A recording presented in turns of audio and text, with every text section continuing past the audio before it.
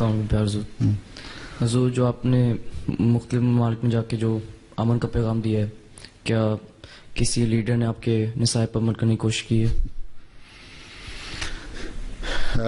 کہتے تو ہیں بڑا اچھا پیغام ہے.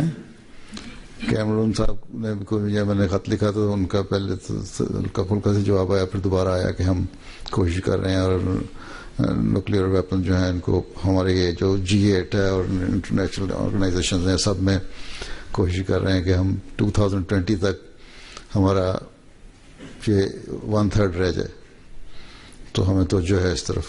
اسی طرح کینیڈا کے پرائم منسٹر نے مجھے جواب دیا پہلے تو دائیں بائیں کی مارتا رہا کہ مذہب میں آزادی ہونی چاہیے. میں کہا میں تو یہ تمہیں سوال ہی نہیں کیا تھا مذہب میں آزادی ہونی چاہیے کہ نہیں، کسی ذریعے سے کسی پولیٹیشین کے ذریعے سے اس کو میں نے پیغام بھجوایا.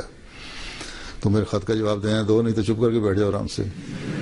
خیر پھر اس کا ایک اور جواب آیا کہ ہم کوشش کر رہے ہیں اور دنیا میں امن قائم ہو اور جو نیوکلیئر ویپنز ہیں ان کا خاتمہ ہو اور یہ ہو اور وہ ہو.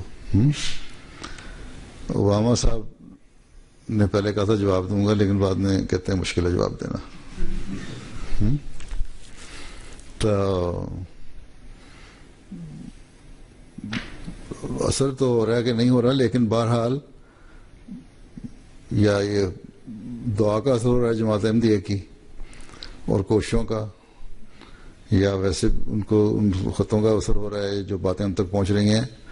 ایک گروپ بہرحال ایسا اٹھ رہا ہے انہی حکومتوں میں جو چاہتا ہے کہ جنگ نہ ہو اور بیان دیتے ہیں، لیکن پھر وہی ایشو دوبارہ اٹھتے ہیں. اب مارچ میں جب میں نے کہا تھا کہ چائنا اور جاپان کے ایشو اٹھ رہے ہیں، وہ ایک دفعہ آرام سے وہ